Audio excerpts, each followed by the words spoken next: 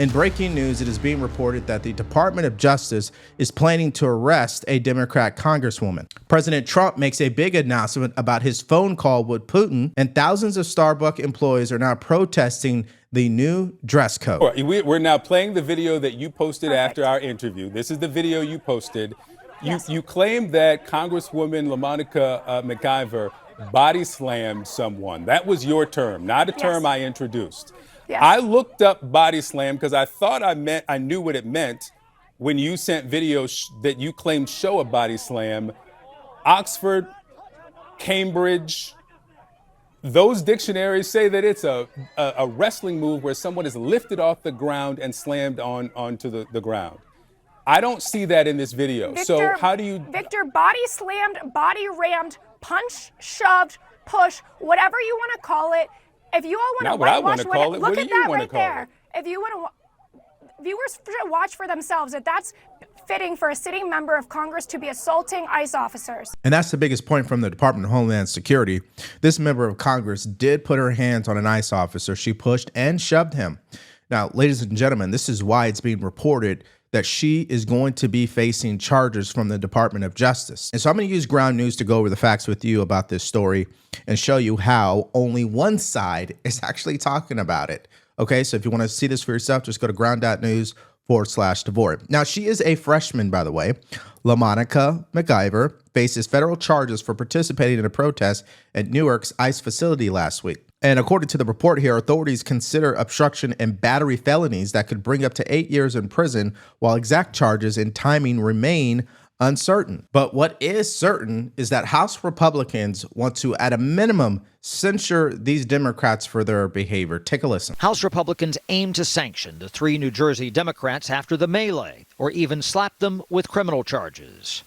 We have footage of those members of Congress slamming their bodies into our law enforcement officers, shoving them. The behavior was lawlessness. The Constitution's speech or debate clause shields members from prosecution while performing congressional duties. But House Speaker Mike Johnson says that doesn't apply here. Does that establish a bad precedent for House members going forward? I don't think that's speech and debate clause. I think that's in my view, as a former practicing attorney, it looked like a battery to me. Exactly. I totally agree with him. Now, before we get the reaction from Nancy Pelosi, because she did have some things to say, take a look at the coverage on this. 92% of the media outlets lean right. I mean, that tells you everything you need to know. And the biggest takeaway here, folks, is that Ground News is a tool that can help you do your own research, see exactly what both sides are saying, just like in this story, how the left does not want to report on it for obvious reasons. So if you want to use this tool for yourself, all you have to do is go to ground.news/Devore, or you could download the mobile app. Just use promo code Devore, and it's going to give you access to everything that I showed you in this video, including 40% off the Vantage plan. Former House Speaker Nancy Pelosi is concerned that legal action could undercut the House. You think that steps on the speech and debate clause? I think it does. I think it's a sign of weakness to instill fear, but it does definitely step on the speech and debate clause. New Jersey Democrat LaMonica McIver ignored questions about the altercation. Hava said she was going to announce an investigation. Was there any sort of deal made between you and what happened over there? Do you care to comment on that at all? Has anyone from DOJ reached out to you? Congresswoman, do you regret shoving officers? And did you think you would get away with that? That's it.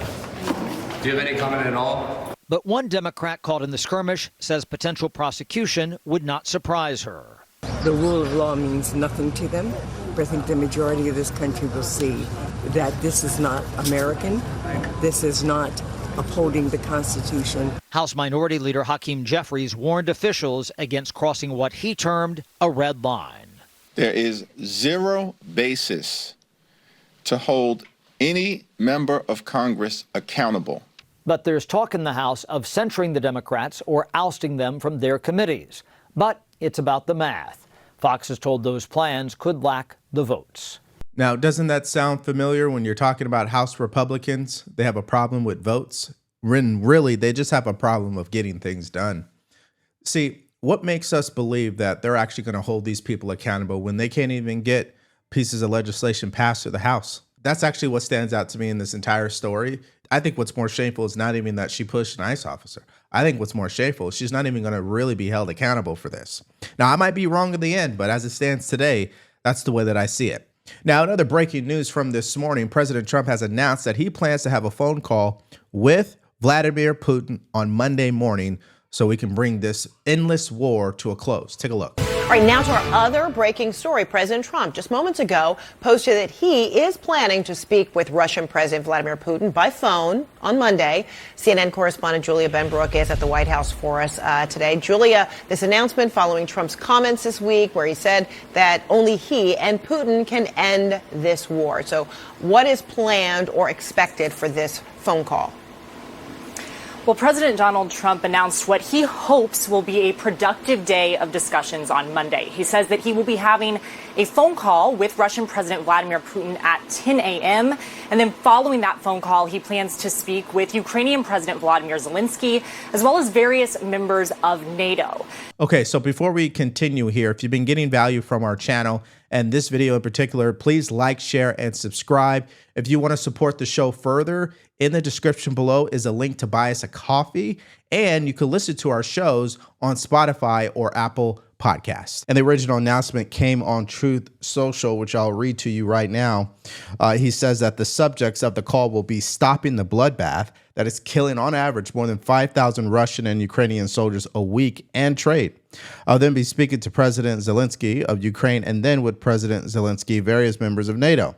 Hopefully it will be a productive day. A ceasefire will take place, and this very violent war, a war that should have never happened, will end. God bless us all. And so the big thing that sticks out to me about this announcement is, number one, I don't believe it. I'm not saying President Trump is lying. I just don't believe in Putin or Zelensky at this point. And here's the president with Brett Baer talking about Putin and his unwillingness to end this war. Take a look. You said get to the table. You said stop bombing. He hasn't stopped bombing. He's not at the table. And what do you think is happening? Well, he is at the table, and he wanted this meeting. And I always felt there can't be a meeting without me, because I don't think a deal is going to get through. There's a lot of hatred on both sides. I have a very good relationship with Putin. I think we'll make a deal. We have to get together, and I think we'll probably schedule it, because I'm tired of having other people go and meet and everything else. And with that being said, I think Steve Witkoff has done an incredible job.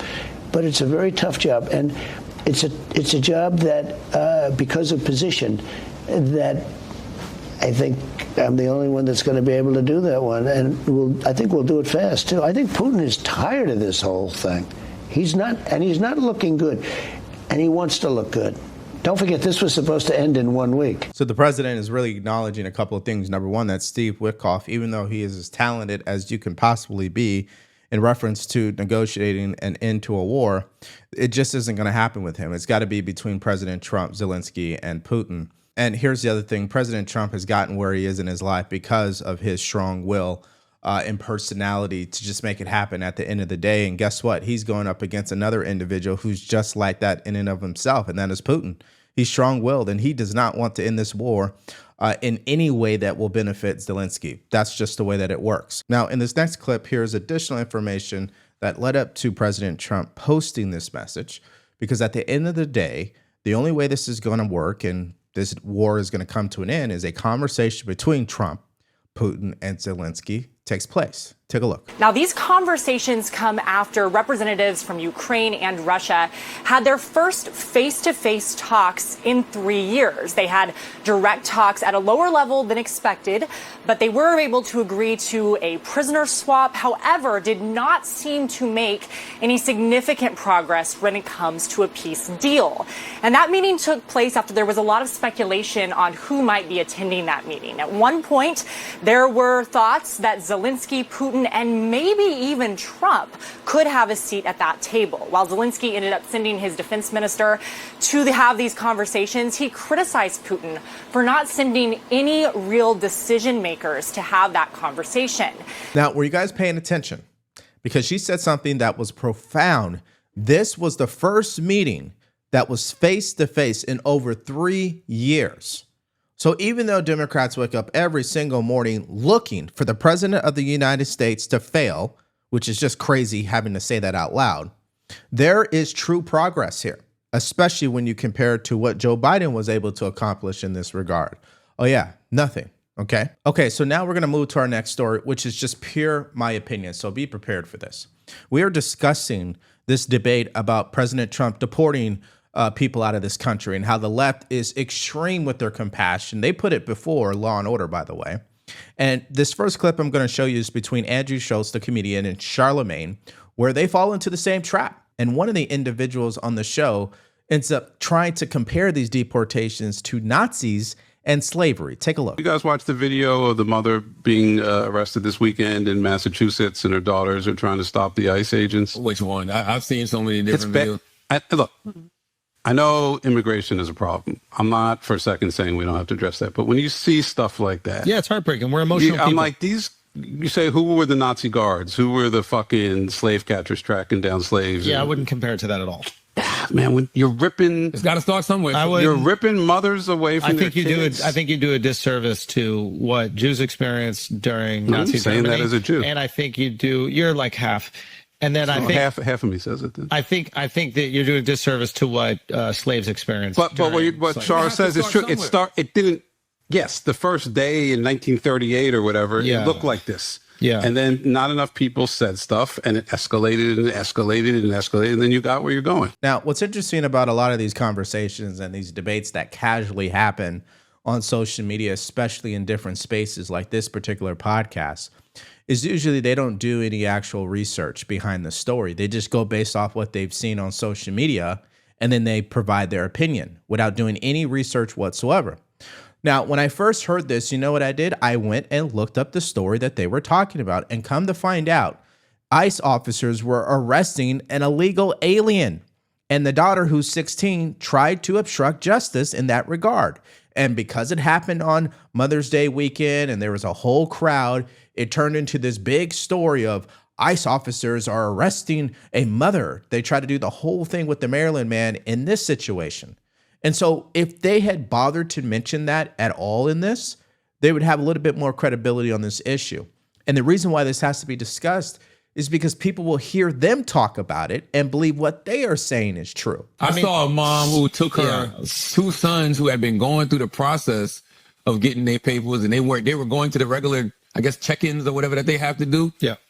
Snatched the two sons up. Yeah. Listen, we got to do something, but we have the money to do it a different way. Is what I'm saying. Yes, it is heartbreaking. There's no question it is heartbreaking. You could make the argument, or they would make the argument, that these people are here illegally. They're breaking the law being here, whereas simply being Jewish in Germany in the late 1930s shouldn't have been illegal. These were German citizens that were being snatched up. And the same thing with slaves. You could make the argument, I guess slavery was illegal at the time. So it was illegal to leave a plantation if you were a slave. Yeah, it was illegal, but it was also the slavery itself is this immoral, deplorable institution. Okay, so let's just address a couple of things. It is my opinion, number one, that when law enforcement officers are conducting an operation or an investigation, or they are actively arresting someone, get out of the way. Where do we get off thinking that we need to obstruct and prevent a law enforcement officer from doing his job? He's the one with the weapon, folks. And number two, to compare this to Nazi or slaveries, that is truly lacking intelligence, okay? There is no comparison here. These people have already broken the law, and because the last president let them off the hook does not mean President Trump needs to let them off the hook. And this brings me to point number three. A lot of people are criticizing the president on how he's going about doing this. The real person to blame is Joe Biden. If he had did what he was supposed to do, which is keep that border secure, there's a good chance maybe President Trump wouldn't even be the president again. But he failed to do his job. So don't get mad at President Trump for doing his. Now, having said all that, that's not going to stop people, especially from Hollywood, saying this. Take a listen. I want people to be safe and to be protected, and I want very much to live on the right side of history. And I'm an immigrant. My parents are refugees from Chile. I myself was a refugee. We fled a dictatorship, and I was privileged enough to grow up in the U.S. And after asylum in Denmark, and if it weren't for that, I don't know what would have happened to us. And so I stand by those protections always. Yeah, so that's actor Pedro Pascal, who I'm actually a fan of as far as the movies that he's played in. And it's unfortunate to hear this because it represents the problem in our country. You have people who just believe We should be governing this nation from a place of compassion over law and order. Just because you're an immigrant does not give people who are MS-13 a pass. That's number one. Number two, just because you are an immigrant does not mean the president of the United States should just let people pour over the border. And number three, if people cross the border illegally, it is a crime. And here's the other thing about this entire debate that people forget. Illegal aliens do get due process. The difference, though, to what degree? See, mainstream media wants you to believe that the level of due process for illegal aliens is the same for an American citizen. And guess what, folks? It is not. So the level of due process could be simply this. I just caught you in our country because you broke the law. When I picked you up, I verified that you broke the law. I know you're here illegally because you can't prove that you're here legally. So then I deport you. That's as simple as it can be. But for some reason, Democrats want it to be, hey, we have caught you in this country. Why don't we take you to court? Okay, and you're going to wait because, this stuff doesn't happen overnight. So it may be a few years before we even get to the whole courtroom. And while you're waiting, we're going to put you up into a hotel and we'll pay for all that. Oh, and by the way, you can get free health care and benefits and we'll pay you $5,000 a month. I think you guys know where I'm going with all this, okay? It's ridiculous. And what's also ridiculous is this next story. So employees of Starbucks are walking out on the job in an effort to protest against the new dress code. Take a listen at the employees' reasoning for doing this. Starbucks says that employees now have to wear a solid black short or long-sleeved shirt and any shade of khaki, black, or blue denim bottoms. The horrors. Starbucks is even giving employees 2 free company-branded T-shirts, but the baristas say that the new dress code strips them of their identities. This isn't just about clothes, it's about control. Right now, union Starbucks workers across the country are putting on runways and walking out on strike. Because once again, Starbucks made a big decision about our jobs without bargaining with us. And this time, it's a new restrictive dress code, one that we're paying for out of pocket. So we're walking in to say no more. No one cares. Make the coffee. Okay, so this is just another example of what's wrong with our country, okay? I'm not trying to be negative here. I'm just telling you what's happening in the news. And this is another ridiculous story. Young adults think they need to dictate what the dress code should be for a company that they work at. Can someone make sense of that? Even when I served in the military, we did get issued uniforms, but we were also allowed to buy uniforms on top of that. Why wouldn't it just be easy for me to have a uniform so I don't have to think about what I'm wearing? I would think that's what would go through their mind. But again, they're entitled and they think the world revolves around them, but it just doesn't. Let's continue. And others think they're now unable to truly express themselves. Something that Starbucks loves to do is allow partners to be themselves or whatever that PR that they want to push. I don't understand how that's in good faith of letting us express ourselves. I don't understand how that's supposed to embody craft and culture.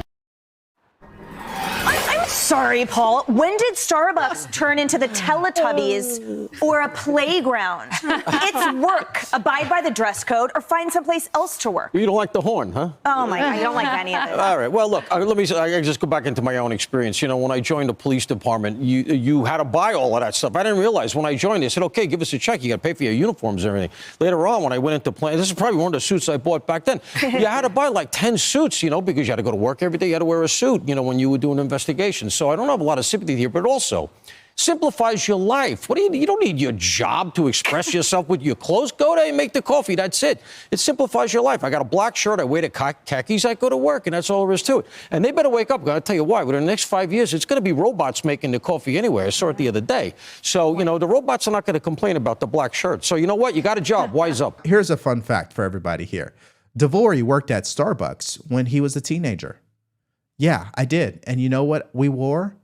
A black polo shirt with the green apron, okay? And I never saw anyone there while I was working wearing anything differently than that, okay? So I don't know what happened when I was a teenager all the way to where we are today, but I think I have a good idea, and it's the woke mind virus, ladies and gentlemen. Okay, so listen, if they want to dress any way they want to dress, just go start your own company. It's really that simple. Now, let's get your guys' reaction to a lot of these stories we discussed in this video in the comments section below. What is your reaction to the potential arrest of that Democrat Congresswoman? Also, do you believe Monday morning when President Trump speaks to Putin that progress will be made when it comes to wrapping up this war? And also, do you agree with my opinion about how the left is too compassionate as it pertains to deportations? Let me know what you think about all that in the comment section below. Now, last night, President Trump had a chilling warning for the Supreme Court after another ridiculous ruling, okay? They are continuing to block President Trump from using the Alien Enemies Act in Texas. If you missed out on the details on that story, all you have to do is click on that video because it's coming up right now.